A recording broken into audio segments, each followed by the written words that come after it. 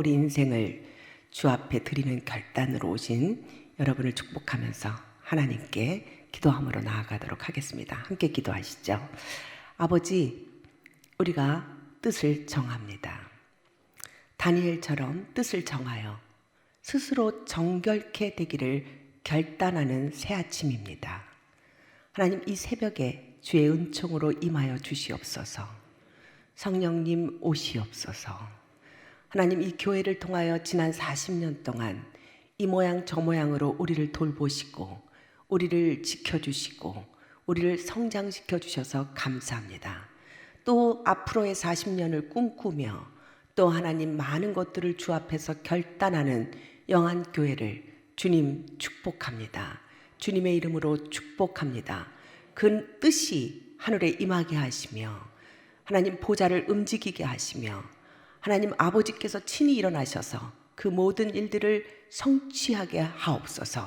하나님, 우리가 한 마음으로 단합하여 이 새벽에 주께 드리는 놀라운 은혜의 시간을 찬양하고 기도하고 예배하는 이 아름다운 성품들을 받아 흠모하여 주시옵소서. 하나님, 떡으로 섬기고 찬양으로 섬기고 기도로 섬기고 하나님 물질로 섬기는 그 아름다운 마음들을 기억하여 주시옵소서. 주께 드리는 그 모든 마음들을, 그 감사의 표현들을 하나님 기뻐 받으시고 하나님 주의 보좌를 움직여 주셔서 하나님 그 기도가 상달되게 하시고 그 마음의 소원들이 이루어지게 하여 주시옵소서. 하나님 천배 만배의 열매들로 하나님 그 열매들이 하나님 점점 하나님 다른 사람들을 유익하게 하며 하나님 우리 자녀들을 복되게 하며 우리 가정들이 부흥하게 되며 우리 교회들이 성장하게 되며 이 나라와 이 민족을 살리는 놀라운 역사들로 하나님 우리가 하나님께서 그 영광을 받으시는 모습들을 증거하고 증인으로 목도하게 하옵소서. 하나님, 오늘의 임하실 주님의 은총을 사모합니다. 주께서 우리에게 주실 놀라운 말씀으로 우리를 깨우시고 우리 인생을 밝히게 하옵소서. 주께 감사드리며 예수님의 이름으로 기도했습니다. 아멘. 오늘 여러분이 부르신 그 찬양을 들으면서 저는 아버지 생각이 났습니다. 우리가 성품이 무엇일까요? 신의 성품에 참여하는 자가 되게 하는 방법이 무엇일까요? 그것은 바로 생각을 바꾸게 하는 것은 지나간 기억들입니다. 추억들이죠. 우리가 어떻게 우리 자녀들이 그리고 우리 인생이 세월이 가도 변하지 않고 하나님의 존전 앞에서 그분을 닮아가는 결단을 할 수 있을까요? 그것은 인간의 교육으로는 가능하지 않습니다. 하나님의 은혜가 있어야 되겠죠. 그런데 그 은혜는 어떻게 주나요? 우리가 추억으로 줄 수 있습니다. 저는 여러분이 부르시는 한 걸음 한 걸음 그 찬양을 들을 때 제 아버지 생각이 납니다. 제 아버님은 3대째 초기 크리스찬으로서 평양에서 평신도 설교를 하셨던 할아버지와 아버지 밑에서 자라셨던 분이에요. 그런데 전쟁이 일어났고 그분은 남한으로 피난을 오면서 사실은 병을 얻으셨습니다. 저는 평생 우리 아버지의 기도 소리를 들으며 자랐어요. 왜냐하면 외출보다는 몸이 아프시니까 집안에서 기도하시는 아버지였습니다. 그런데 그 아버지의 기도가 좀 신기했어요.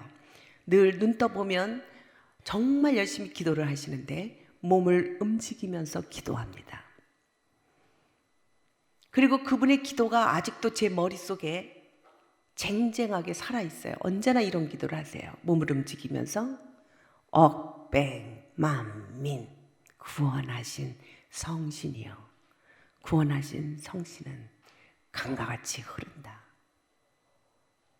그런데 그게 처음에 무슨 뜻인지 몰랐어요.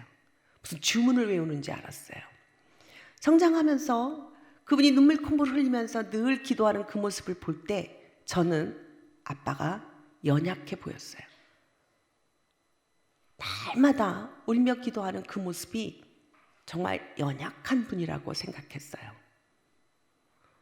그런데 어느 날 교회에서 야외 예배를 갔는데 보물찾기를 했는데 저희 아버지가 1등을 하셨습니다. 이만한 양동이를 선물로 받는데 그냥 주지 않으시고 노래를 불러야 준다는 거예요. 저는 그때 한 9살인가 10살쯤 됐던 것 같은데 그렇게 걱정을 했어요. 우리 아버지 기도하는 것만 잘하지 노래는 못하는데.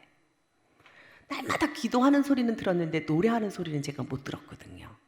제가 걱정했어요. 우리 아버지 노래 못하는데. 그런데 갑자기 우리 아버지가 노래를 부르시는데 태산을 넘어 험곡에 가도 빛 가운데로 걸어가면 얼마나 우렁차게 부르시는지. 1절만 부르는 게 아니에요. 끝까지 다 부르시더라고요. 그런데 사람들이 앵콜했어요. 그래서 저는 또 걱정합니다. 안 되는데 우리 아버지 그거밖에는 아는 노래가 없을 텐데. 그런데 오늘 여러분이 부르신 주와 같이 길 가는 거 즐거운 일이 아닌가. 한 걸음 한 걸음 하는데 또 이 다른 찬양을 끝까지 부르시더라고요. 1절만 부르는 게 아니었어요.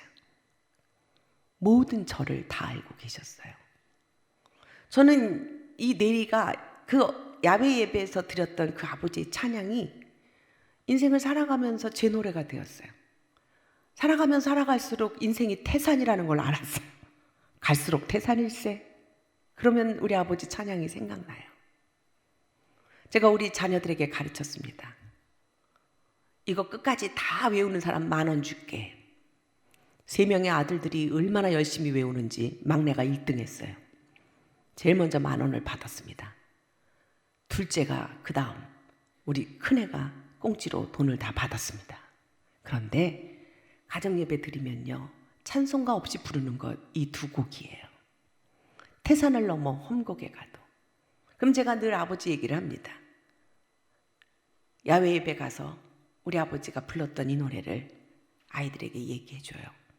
그러면 그 아이들의 노래가 될 것이라고 또 저는 생각합니다.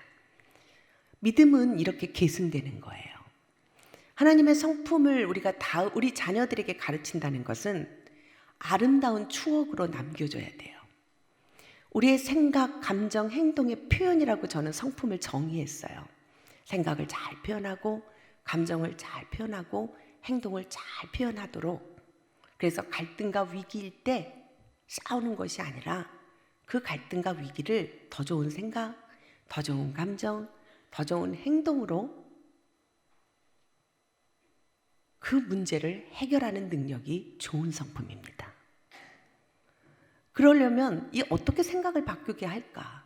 그것은 좋은 기억이 많은 사람, 좋은 추억이 많은 사람, 그 사람이 생각을 예수님의 생각, 더 좋은 생각으로 인생을 변화시킬 수 있는 것입니다. 우리들의 생각은 기억 속에서 나와요. 우리들의 생각은 지나간 추억에서 나옵니다. 우리가 우리 자녀들에게 예수님의 생각을 넣어주려면 우리가 예수님을 따라가는 그 믿음이 즐겁고 소중한 추억이 되게 해야 합니다. 그래서 우리가 오늘 이 시간이 필요한 거죠. 오늘은 세상을 밝히는 힘, 배려입니다. 오늘 여러분이 읽으신 그 말씀에 따라 우리가 오늘 그 정의를 좀 다시 한번 좀 외워볼까요? 1단계 정의, 어린아이들에게 저는 아주 쉽게 가르쳐야 되는데 어떻게 쉽게 가르칠 수 있을까요? 배려가 무엇일까요? 같이 한번 읽어볼까요? 시작. 다른 사람이 행복할 수 있도록 잘 관찰하여 도와주는 것. 인간은 태어날 때부터 자기중심적이에요. 이기적이죠. 그래서 아이들은 앵앵 울면서 자기 욕구를 표현하는 법부터 본능적으로 어떻게 배웠는지 그 아이들은 울면서 자기 욕구를 표현합니다.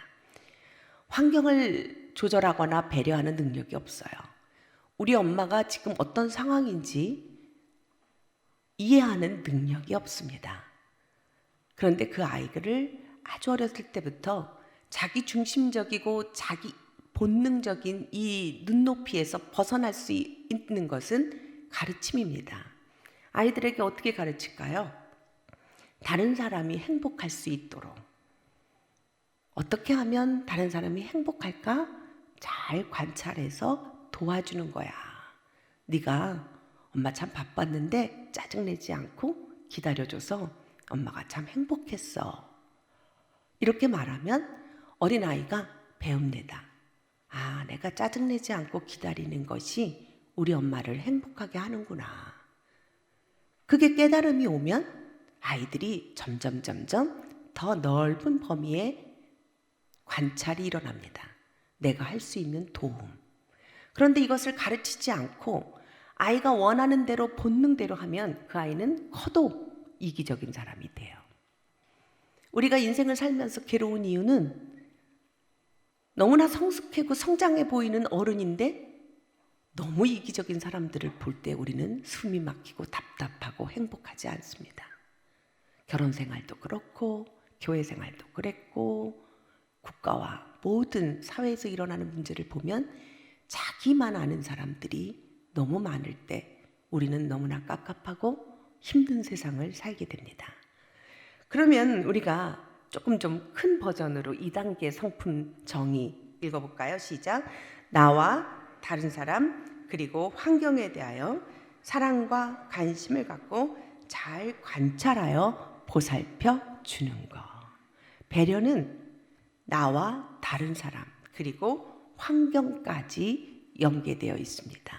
나를 사랑하고 다른 사람을 사랑하고 환경에 대해서 사랑과 관심을 갖고 잘 관찰하여 보살펴 주는 것입니다. 사랑은 관찰하는 거예요. 관찰하지 않고 사랑하면 무대포입니다.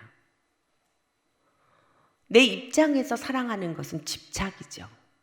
우리 자녀들이 숨막혀하는 이유는 부모들이 사랑한다는 이름으로 부모의 욕심대로 자녀를 키울 때 자녀들이 힘들어해요. 살맛을 잃어갑니다. 인생을 밝힐 수가 없어요.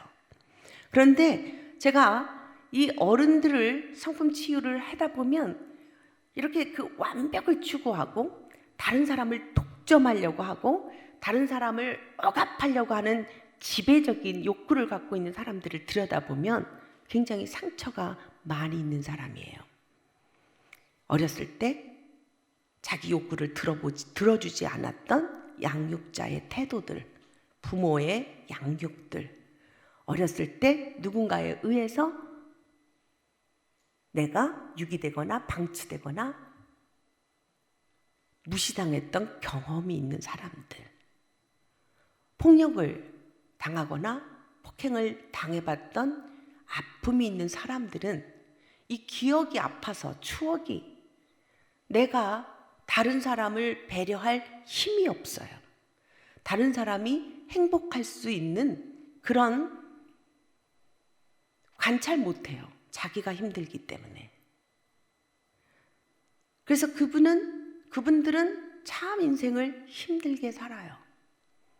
그렇게 힘들게 살지 않아도 되는데 놓지 못해요.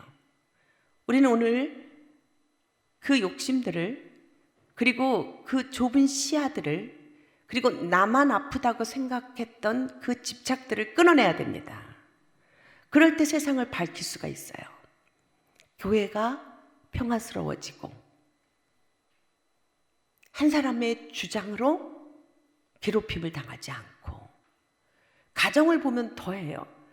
자녀들을 콱콱 막히면서 최고가 되라고 막 몰아치는 분들을 보면 그 엄마 아버지의 아픈 상처를 저는 봐요.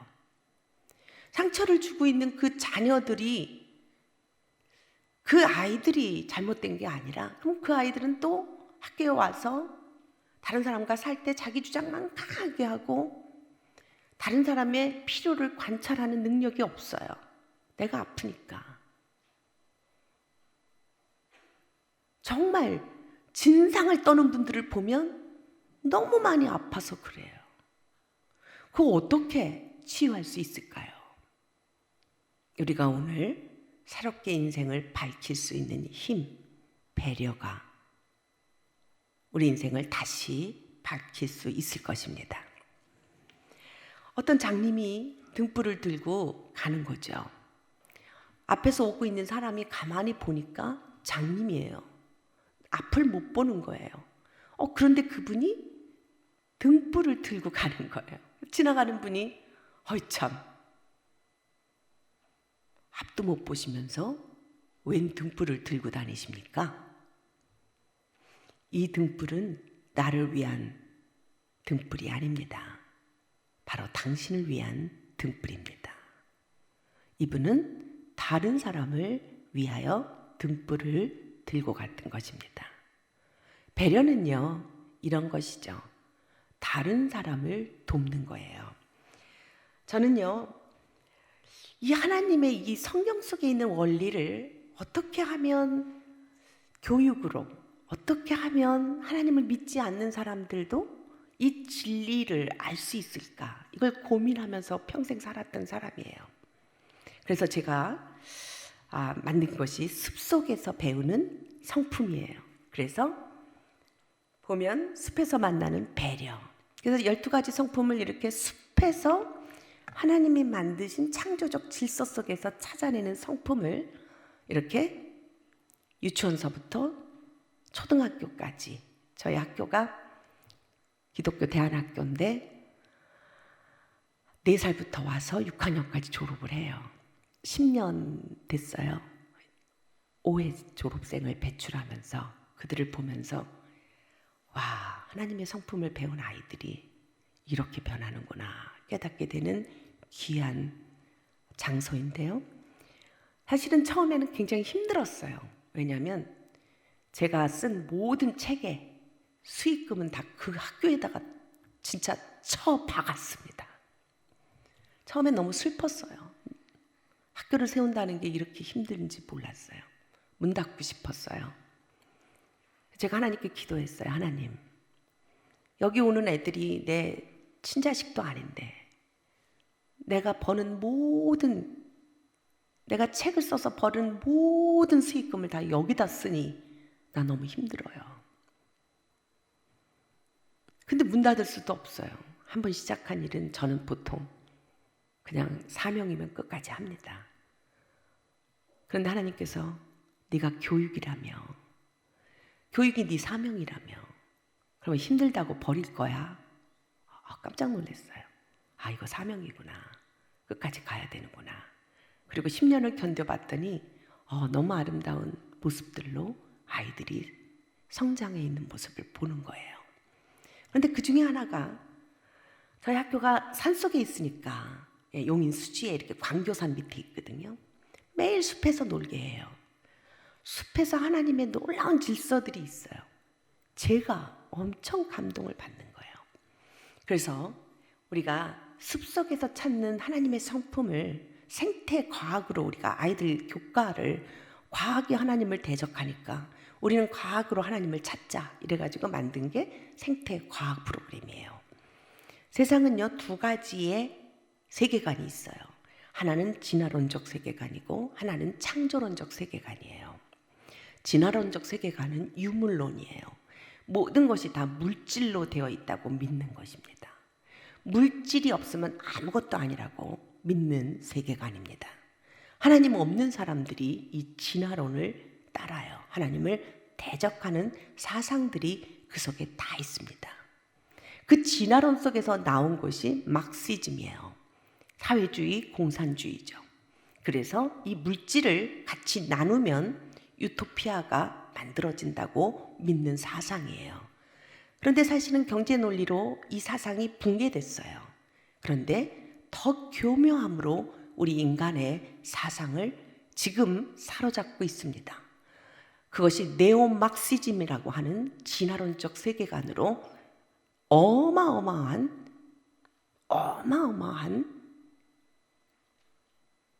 정말 강력한 무기처럼 현대인들을 사로잡고 있는데 그것이 바로 요즘 성정치학이에요.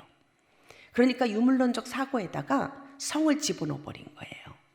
그래서 우리 아이들에게 낙태법, 동성애 이런 여러 가지 인간의 그 성의 요소들을 자극하는 성정치화, 성개혁화 그리고 그러면서 너희들이 태어난 이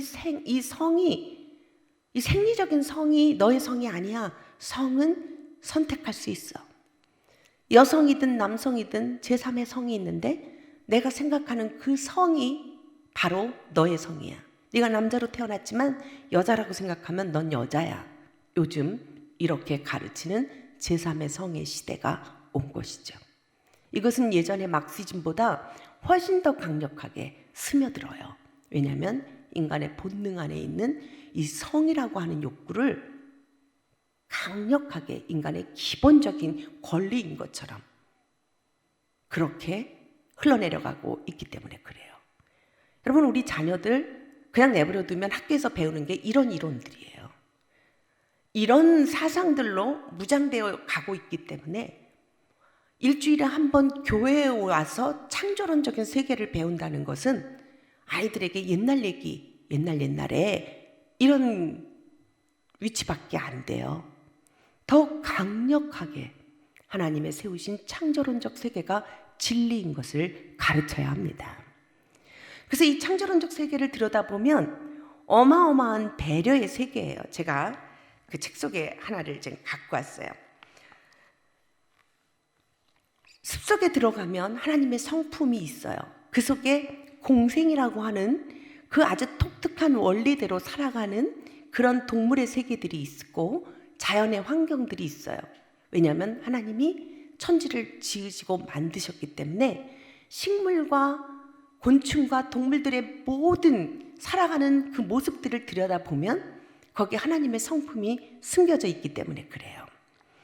개미와 진딧물, 둘도 없는 친구예요. 진딧물이 식물의 즙을 먹고 다 영양물질을 자기 자신을 위해서 흡수한 후에 그것을 배설합니다. 그것을 누가 먹냐면 개미가 먹어요.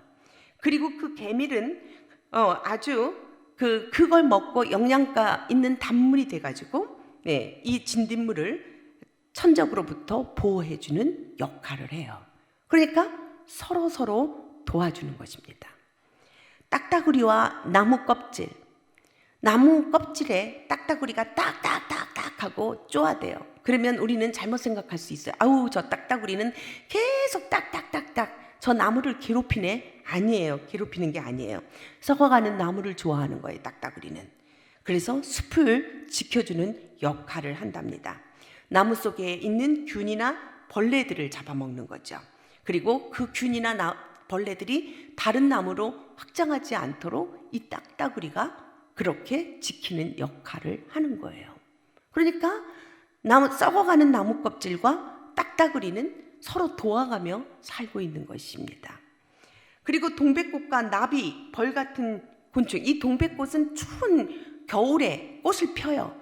그러니까 벌이나 나비들이 추운 겨울에 날아다니지 못할 때에 이 동박새가, 겨울에 사는 새가 이 동백꽃의 꿀을 찾아서 그 꿀을 먹어서 좋고, 그리고 동백꽃은 그 동박새에 의해서 씨앗을 퍼뜨려서 우리는 또 동백꽃이 퍼져나갈 수 있도록, 생존할 수 있도록 돕는 그 아름다운 세계를 우리는 볼 수 있다는 거죠. 청설모와 다람쥐죠. 요즘 정말 참나무가 도토리를 정말 열매를 만들어냅니다. 열매가 떨어지죠. 그럼 청설모와 다람쥐는 그것들을 모아요.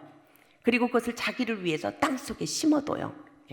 그리고 그걸 먹고 겨울을 지내요. 그런데 이 다람쥐가, 이 청설모가 이 도토리를 다 먹지 않아요.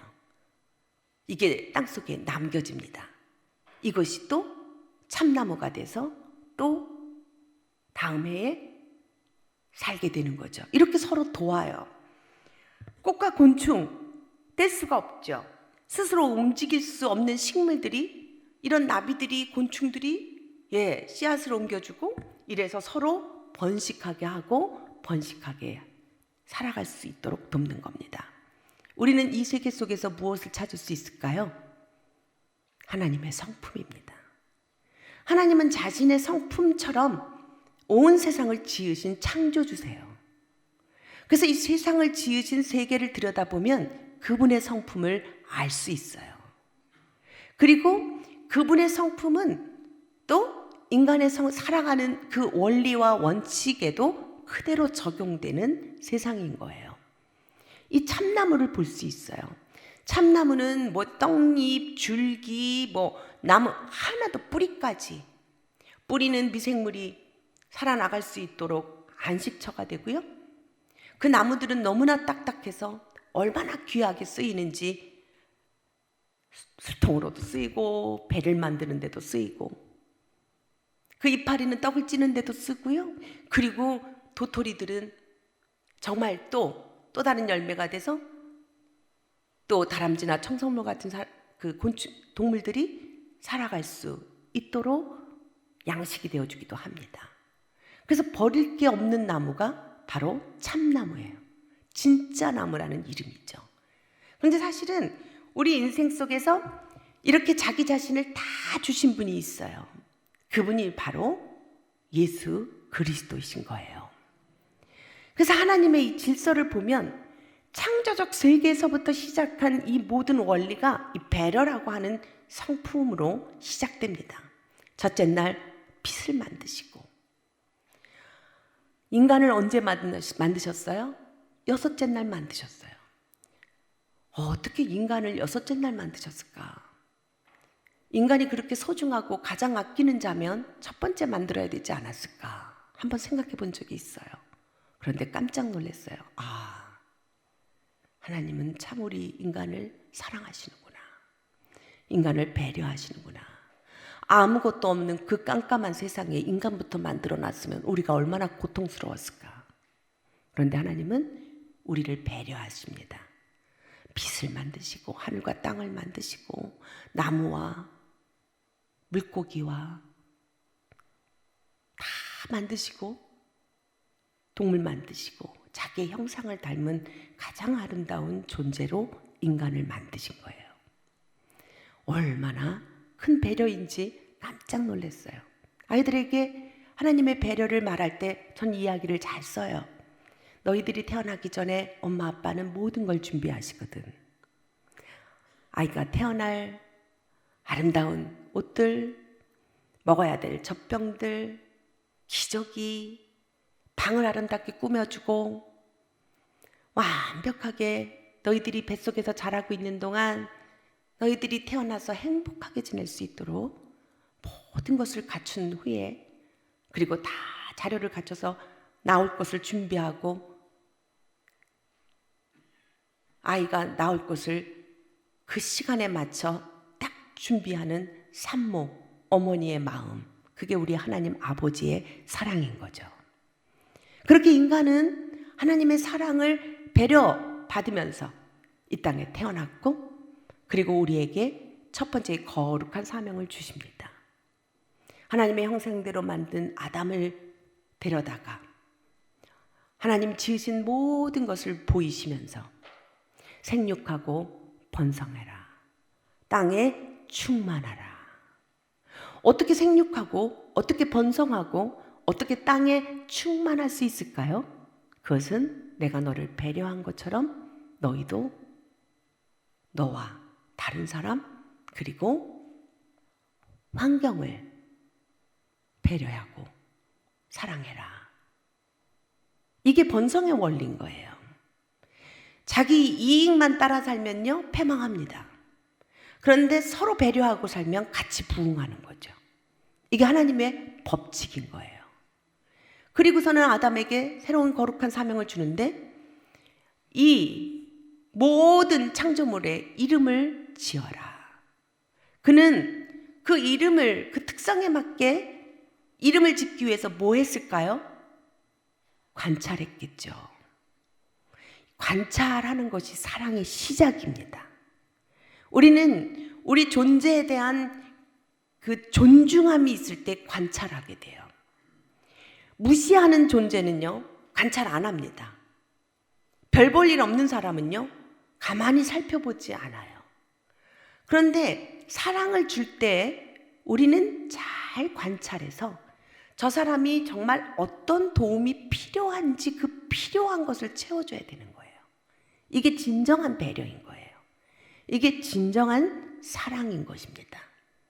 아담은 첫 번째 이 사명을 받아서 했던 첫 번째 일은 하나님 지으신 모든 것들을 관찰하는 거였어요.